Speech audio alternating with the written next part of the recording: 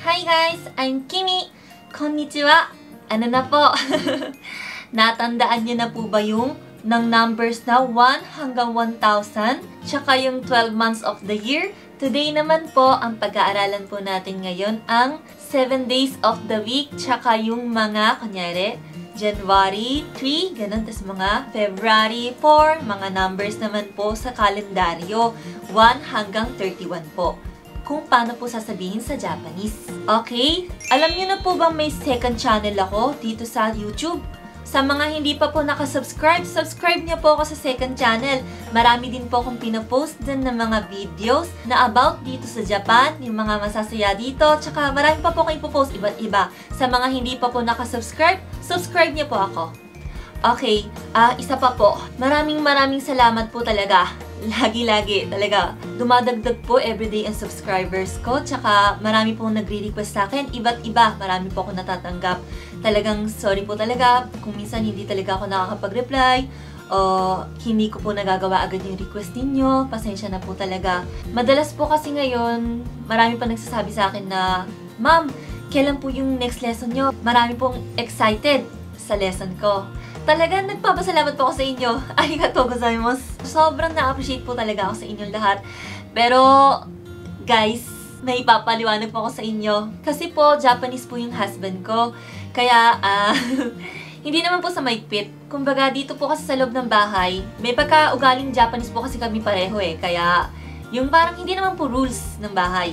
May kailangan akong tapusin, may kailangan akong gawin. Everyday, kumukuha ako ng oras para mag-shooting na ganito, para kumuha ng video, tapos para mag-edit, ganun. Kaso nga lang po, bukod po kasi sa pag-shooting na ganito, kailangan ko rin po mag-post na sa second channel ko na It's Me Kimi. Marami din po naghihintay doon. Tsaka, ito po, Japanese tutorial. Kumbaga, 3 po kasi yung pinagsasabay-sabay ko. Tsaka, gawain bahay, yung inuutos ni hubby na punta ka sa ganun, na pakiayos ng papers na to. Tapos, may alaga kaming hamster. Tsaka, basta iba't iba. Marami po. Marami po akong ginagawa, kaya pasensya na po. Sana po maintindihan nyo kung hindi po ako nakaka-post agad-agad or natatagalan po yung pagpo-post ko. Sa totoo lang po talaga, inaabot po ako ng mga 3, 4 or 5 oras sa pag-i-edit kasi po ini-edit ko po mabuti para po maintindihan ninyo, para po maganda yung pagpapanood ninyo dito sa vlog ko. Lalo-lalo na po pag kunyari sa mga tulad po ng ganitong lesson, sa ordinary lesson, pag wala po akong ginagamit na blackboard, lagi po kasi tinatype ko po kasi yung mga kailangan i-type para mabasa niyo mabuti. Kaya talagang kulang po ako sa oras. Sana po maintindihan niyo po kung natatagalan ako sa pagpo-post. Pero don't worry po talaga, hindi ko po ititigil itong Japanese tutorial ko. Tsaka talagang tuturuan ko po kayo na makabasa, makapagsalita, wag po kayong mag-alala. Kaya sana, hindi ko pa sasabihin na wag niyo po akong madaliin. Basta, yun po, sana po maintindihan niyo po na medyo natatagalan ako sa pagpo-post. Opo. Okay, start na po tayo sa lesson natin ngayon. Kimi! Hindi ko na po kayo i-review sa pinag-aralan natin sa numbers. Sa mga hindi pa po natatandaan yung numbers, saka dun sa 12 months of the year, check nyo na lang po yung vlog ko para ma-review po kayo muna bago nyo po panoodin ito. Or pwede naman po panoodin nyo to, tapos pag meron kayo hindi alam, i-check nyo na lang po ulit na sa vlog ko na na-i-post. Okay, mag-start muna tayo sa 7 days of the week. Monday, Tuesday, Wednesday, Thursday, Friday, Saturday, Sunday. Number 1, Monday. Ang Monday po sa Japanese ay Getsuyoubi. Ulitin ko po. Getsuyoubi. Ang G niya po, di ba? G-E po, di ba yung spelling niya? Getsu. Kailangan po natin patunogin mabuti yung getsu. Huwag po natin gagamitin gitsu. Hindi po siya gitsu. G-E po siya. Getsuyoubi. Getsuyoubi po ang pronunciation niya. Medyo mahirap po. Ulit-ulitin po natin pag hindi pa natin kaya. Ulitin ko po. Getsuyoubi. Getsuyoubi. Getsuyoubi. Okay, next. Number 2, Tuesday. Ang Tuesday po sa Japanese ay Kayoubi. Yung getsu, ginawa po natin na ka. Pero yung youbi po, yun pa rin po sa last. Kayoubi. Kayoubi. Okay, number 3, Wednesday. Ang Wednesday naman po ay Suiyoubi. Lahat po laging may yobi sa huli. Ang kumbaga, nagbabago lang po yung mga simula. So, ang Wednesday ay Suiyoubi. Babagalan ko po. 水曜日、水曜日、水曜日、水曜日. Okay, number 4, Thursday. Ang Thursday po sa Japanese ay 木曜日、木曜日. Babagalan ko po. 木曜日、木曜日. Huwag niyo pong gagawin na mokuyobi, yobi. May nagsabi po kasi sa akin dito na medyo nahihirapan daw po yung mga foreigners na ipatunog po yung u po sa Japanese. Pero naiintindihan ko rin po na mahirap nga po siguro ipatunog yung u. Pero kasi po, kaya ko po ginagawa, pinapapronounce ko po sa inyo yung u, mabuti na u sa Japanese. Para po kasi pag nagsulat po tayo ng hiragana, pag gagawin ko po kasing getsuyobi, magiging ge, yo, tas bi.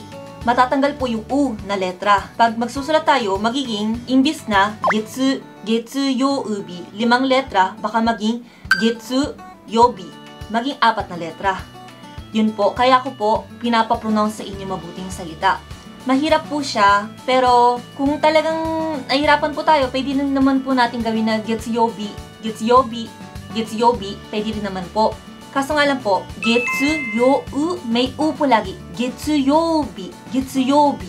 Lagi po may u, kaya yung mga u na yun, ipapatunog ko po mabuti sa inyo sa pronunciation para pag nagsulat, hindi po tayo magkakamali sa spelling.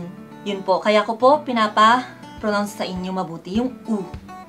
Okay, so, ang Thursday ay mokuyobi. Mokuyobi. Okay, number 5, Friday. Ang Friday po sa Japanese ay kin. Gagawin naman po natin kin. Kin.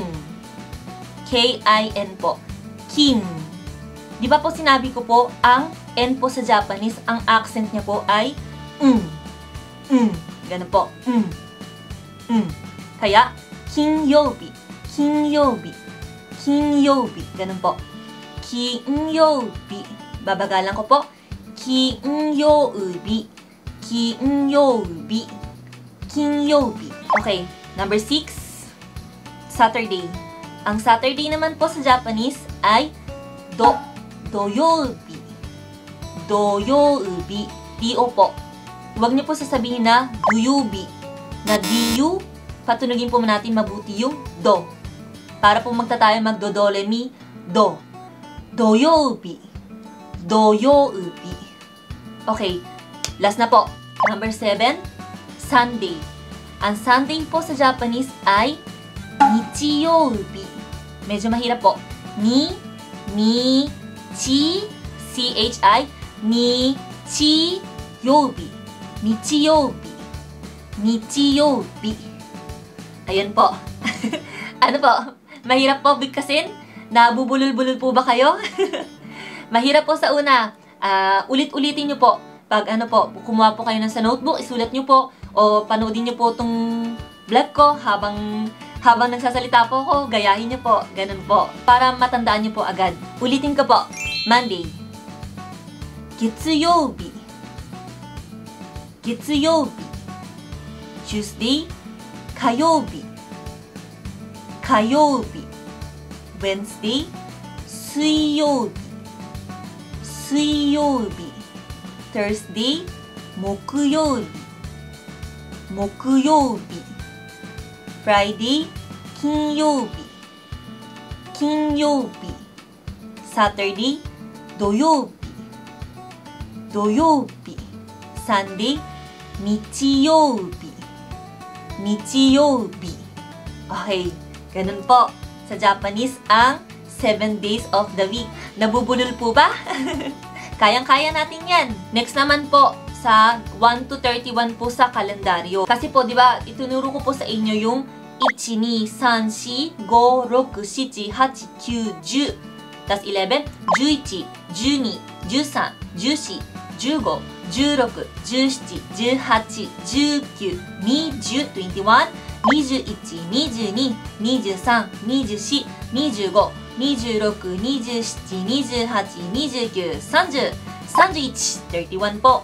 Pero, pag sa kalendaryo po, mag-iiba. Simulan na po natin. Sinabi ko po sa inyo, di ba, pag 12 months of the year, ang January ay 1月, February, 2月, March, 3月.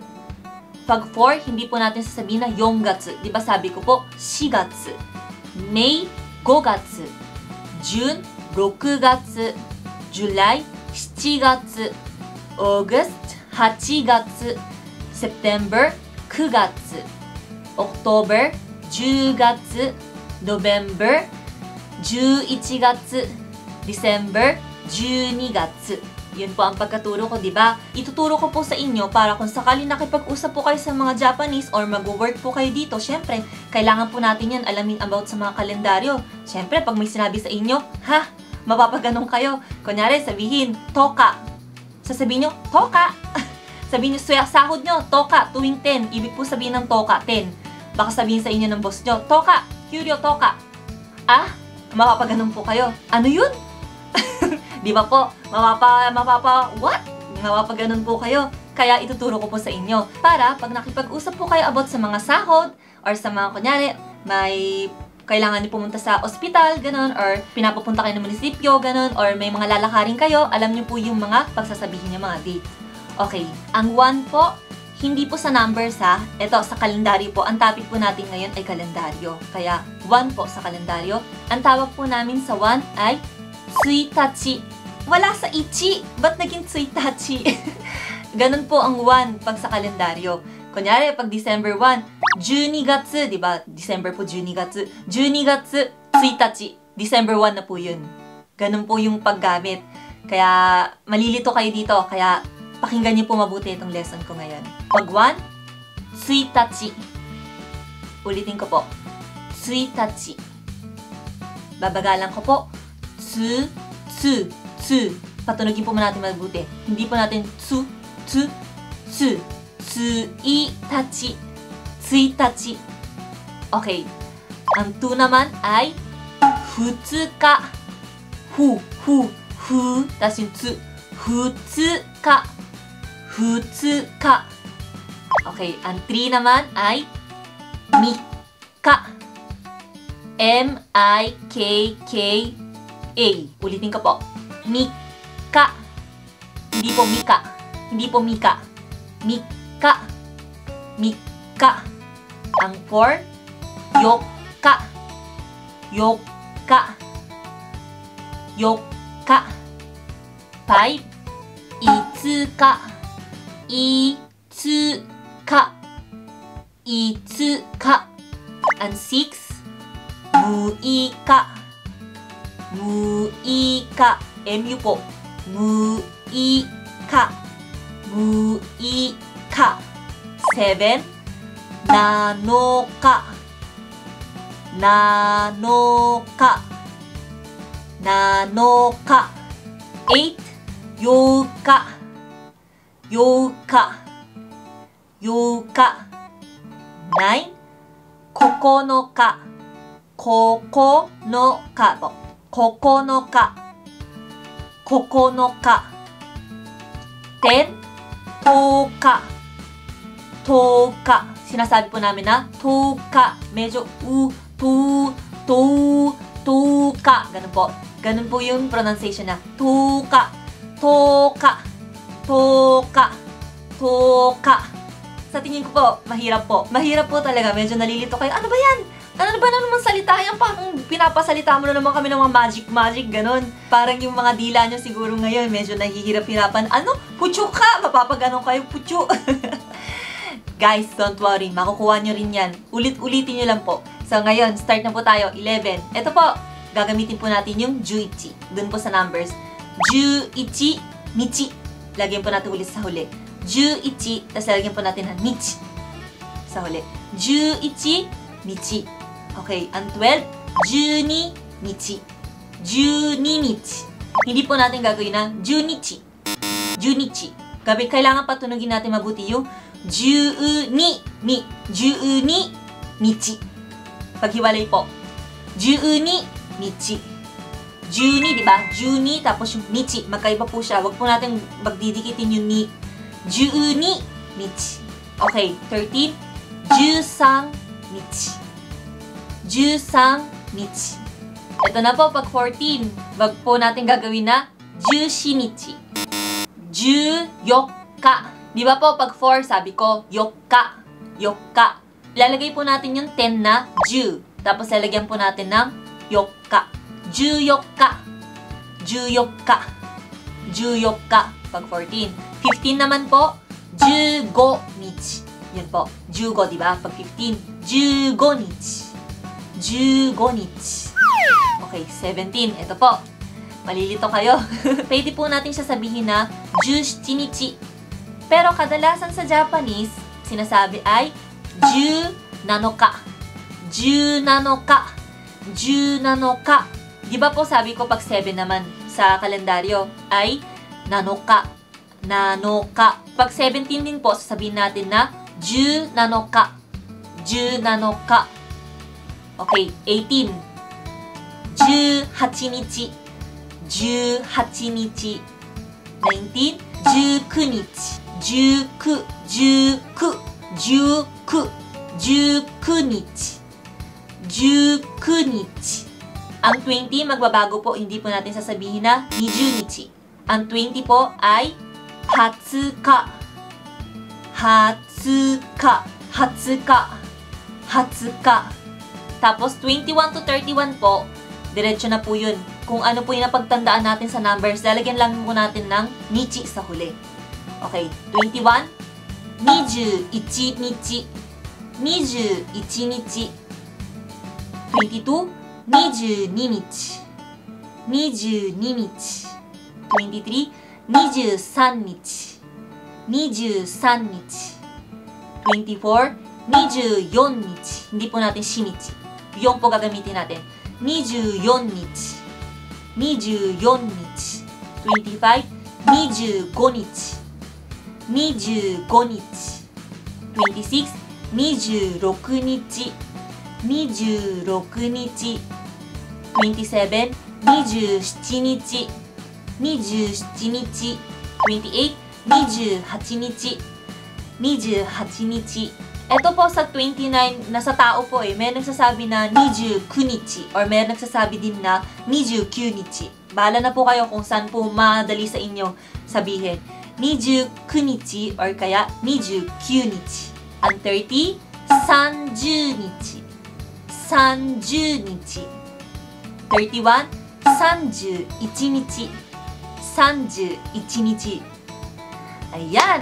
Kaya po ba? Mahirap po. Mahirap talaga. Pero alam kong kayang-kaya niyo po to. Sa mga ibang numbers po kasi, alam niyo na po, di ba? Kaya uulitin ko na lang po yung mga first time natin sinabi ngayon. 1 to 10 sa kalendaryo. 1 to 10, tsaka 14, 17, 20. Sasabihin ko po ulit ngayon. Okay, repeat after me po para ma-practice po natin ang pagbigkas niya. Okay, 1. 1日 1日 2. 2日 2日 3. 3日 3日 4. 4日 4日 5. 5日 5日 6. 6日 6日 7. 7日 7日 8. 8日 8日 9. 9日 9日 10. 10日 10日 14. 14日 14日 17. 17日 17日 or 17日 17日 20. 20日 20日. Ayan! So ngayon, nalaman nyo na po yung 1 to 31 sa kalendaryo. Kunyari, for example, magsasabi ako, March 20. 3月, di ba? Pag March, 3月20日. Pag 20 po, 3月20日. O, kunyari, February 4. 2月, di ba? 2. 2月4日、2月4日。January 10, 1月10日, 1月10日. Ganun po ang pagsabi sa kalendaryo. Okay po ba? Sa tingin ko po, itong tutorial ko ngayon, dito kayo medyo malilito-lito. Paunti-unti nile-level up ko po kayo. Tinataas ko po yung level, paunti-unti. Ituturo ko na rin po sa inyo yung weekdays, weekends, tsaka yung holiday, tsaka yung end of the month sa Japanese. Ang weekdays po sa Japanese ay heijitsu. Heijitsu. Heijitsu. Babagalan ko po. Heijitsu. Heijiji. Heijitsu. Heijitsu. Heijitsu. Okay. Ang weekends naman po sa Japanese ay kyujitsu. Kyujitsu. Q. May u po. Kyujitsu. May u po siya. Kyujitsu. Ang end of the month naman po ay getsumatsu.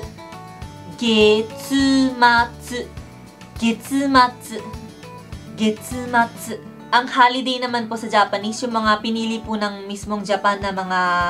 May red calendar po kasi sa kalendaryo ng Japan eh. Pag tuwing red calendar, bukod po sa Saturday, Sunday, tinatawag po namin bukod sa, kunyari, sa weekdays po may red calendar. Ang tawag po namin sa holiday na yun ay shukujitsu.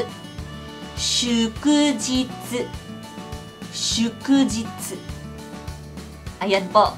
Ayan, sa tingin ko po, naituro ko na po sa inyo lahat about sa kalendaryo. Sa mga naalala ko po, kung sakali meron po akong naalala pa, gagawin ko na lang po sa ibang tutorial or sasabihin ko na lang po.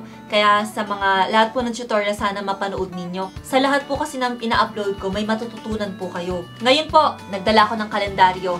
Ipapakita ko po sa inyo para medyo may idea kayo sa kalendaryo ng Japan. Ay, meron pa po pala akong ituturo sa inyo, isa pa po pala. Kunyari, Saturday, Sunday, diba po, pag weekends, sinabi ko, kyujitsu. Kunyari po, naging 3 araw ang holiday. Saturday, Sunday, po ang weekends, diba? Tapos, nagkaroon ng sa Monday, naging red calendar dito sa Japan. Ang tawag po sa tatlong holiday, Sanrenkyu. Sanrenkyu.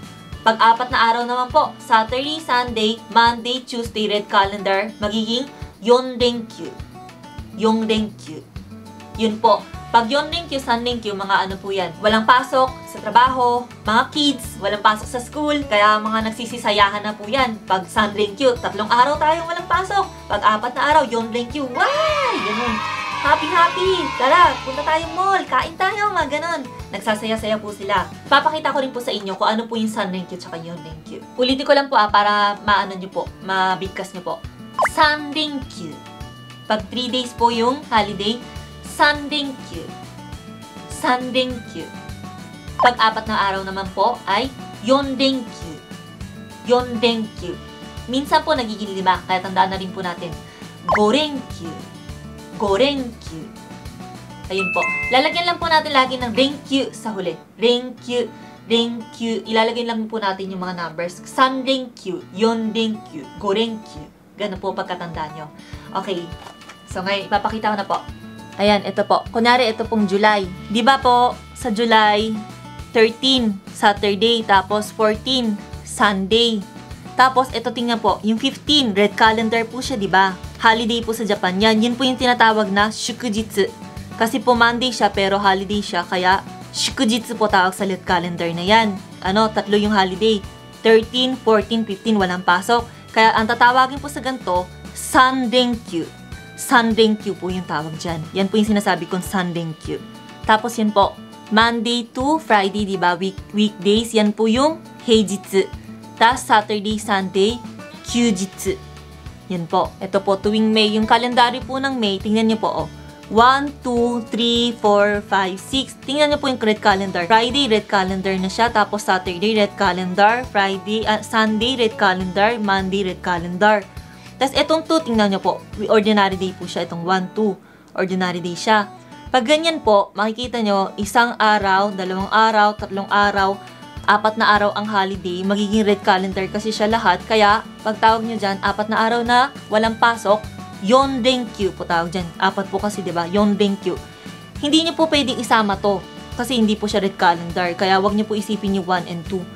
3, 4, 5, 6 lang po yung holiday niya. Kaya, Yondenkyu po tawag sa ganyan. Yondenkyu. Nagkasama-sama po yung mga holiday ng Japan, yung mga ganyan 4 na araw, tuloy-tuloy. Diyan po talaga sobrang ang dami pong tao, crowded po sa mga kahit saan kayo pumunta, kahit sa pupunta kayo sa mga Disneyland talaga, dyan po yung wag nyo itatapat. Pangit po gumala kasi napaka-siksikan na po talaga halos. Pag sa kakain kayo, kailangan pumila. Pag magsi-CR, nakapila, lahat po nakapila. Grabe po karami ang tao. Hirikimi! Ayan, napakita ko na rin po sa inyo yung kalendaryo ng Japan. Tandaan niyo po lahat ng mga tinuro ko sa inyo. Talaga mahirap po. Sa mga medyo nahihirapan po, panoodin niyo po basta lagi to kasi isusulat ko naman po yung mga spelling. Tingnan niyo po habang nagsasalita ko, basahin niyo po. Tapos tandaan niyo po kung ano po yung salita niya. Kung sakali nahihirapan kayo sa 1 to 31 sa kalendaryo, unahin niyo po muna yung 7 days of the week. Yung Monday to Sunday, unahin nyo na po muna. Pag natandaan nyo na pumunta na po kayo dun sa 1 to 31 po. Para matandaan nyo po lahat. Sa tingin ko po, pag matatandaan nyo po yung ganito, mas marami po yung mapapasukan nyo rin trabaho. Kasi sa Japan, kahit foreigner, tinatanggap po dito sa trabaho. Pero gusto po talaga nilang marunong magsalita ng Japanese at marunong makabasa at marunong makaintindi. Pag hindi po marunong magsalita ng Japanese or hirap po magbasa, ganon, maging onti lang po yung mapapasukan. Talagang pili lang po. Kaya pag sa sahuran, kunyari, amura naman ang sahod dito pero hindi kasi ako marunong mag-Japanese kaya wala akong mahanap na trabaho, ito lang, ganun po yung mangyayari. Pero kung marami po tayong alam, syempre, marami po tayong mapapasukan. Marami po tayong chance na pwedeng pasukan na trabaho dito sa Japan. Kaya, sa lahat po ng tinuturo ko, alam ko po, magiging aral po talaga sa inyo lahat po itong tinuturo ko dito. Kasi, yun din po yung napag-aralan ko lahat sa Japan. Don't worry po. Dito po talaga ako nag-aral sa Japan. Maliit pa lang po ako. Dito na po ako sa Japan. Dito po ako lumaki. Kaya, tiwala lang po kayo sa akin. Hindi man po ako tunay na teacher. Lahat po na nalalaman ko, tinuturo ko po sa inyo. Sinashare ko po sa inyo. So, okay guys, tatapusin ko na po yung lesson ngayon. Kung nagustuhan niyo po itong tutorial ko, bigyan niyo po ako ng like and subscribe my channel sa mga hindi pa po nakasubscribe. Meron din po akong second channel na It's Me Kimi. Nag-upload po ako doon, kunyari sa kultura ng Japan, pagkain ng Japan. Mga 3 pa lang po yung na-upload ko doon or baka pag pinost ko to, 4 na, hindi ko pa alam. Pag-check po kayo doon sa It's Me Kimi, sa tingin ko rin po, maaaliw din po kayo doon para marami po tayong alam sa mga rules ng Japan, ano yung mga pagkain dito. Marami po akong ipopost doon na masayang topic, kaya sana po i-check nyo yung It's Me Kimi, i-subscribe nyo rin po. Okay, sa mga hindi pa rin po nakafollow sa Facebook, Instagram, and Twitter ko, meron po ako account, kaya i-follow nyo rin po ako kasi doon po ako nag-a-announce lagi pag meron akong gustong sabihin, tsaka pag meron po akong vlog, katulad ganito. Ayan po. Minsan po may mga din po ako doon, review. Wag niyo po akong hindi ipa-follow. Sana po, i-follow niyo po ako. Sana gustuhan din po itong vlog ko. Sana po i-share niyo rin po sa mga kakilala niyo, sa mga friends niyo, sa Facebook niyo, or saan pa man. Sana po i-share niyo pag nagustuhan niyo ito. Para marami pa po akong maturuan at marami pang makaalam dito sa channel ko. Okay, maraming salamat po sa panonood ninyo ngayon. Sa muli po natin pagkikita. Minasang, mata ne. Bye-bye!